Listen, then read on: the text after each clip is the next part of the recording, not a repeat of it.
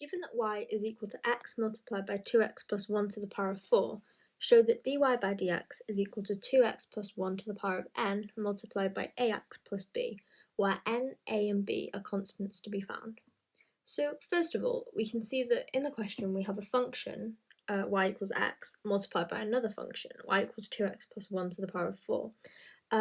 And if we're differentiating two functions multiplied by each other, we know we need to use the product rule. And the product rule states that if y is equal to u multiplied by v, then dy by dx is equal to u multiplied by dv by dx plus v multiplied by du by dx. And we can see where u and v are in the question. If we say that this is u, then x is also u, and v is therefore 2x plus 1 to the power of 4. And if we write this out, that u is equal to x, and v is equal to 2x plus 1 to the power of 4, the only thing left we need to fill in this formula is dv by dx and du by dx. So to get du by dx, if we differentiate x, we end up with 1. And to get dv by dx, if we differentiate it, we now need to use the chain rule.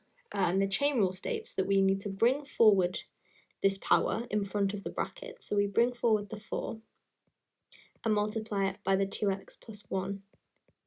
And then we take away 1 from the power, just like you would in normal differentiation, if you like. So it's to the power of 3. And then we multiply it by the differential of what's inside the bracket, so the differential of 2x plus 1, which is 2.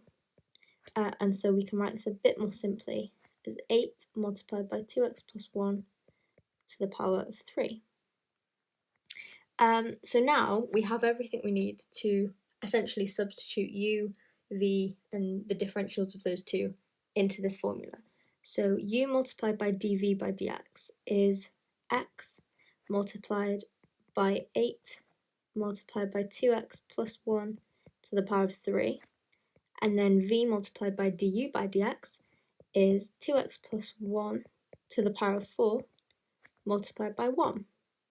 And then if we simplify this a bit more, we get 8x multiplied by 2x plus 1 to the power of 3 plus 2x plus 1 to the power of 4.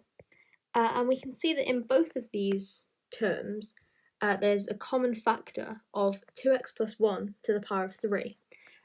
So we can take this out and put it outside some brackets. So 2x plus 1 to the power of 3, open bracket, 8x plus 2x plus 1, which the inside of the second pair of brackets can then simplify to 10x plus 1. And you can see now this form is very similar, if not identical, to the one in the question. We have 2x plus 1 to the power of n, and here n is equal to 3. And then ax plus b, where a is equal to 10 and b is equal to 1. Now, in this question on the mark scheme, the places that we get all our marks is mark number 1 is a method mark, and it comes from applying the product and the chain rule on this expression. So we can say mark 1, just to kind of group them all together, comes from here.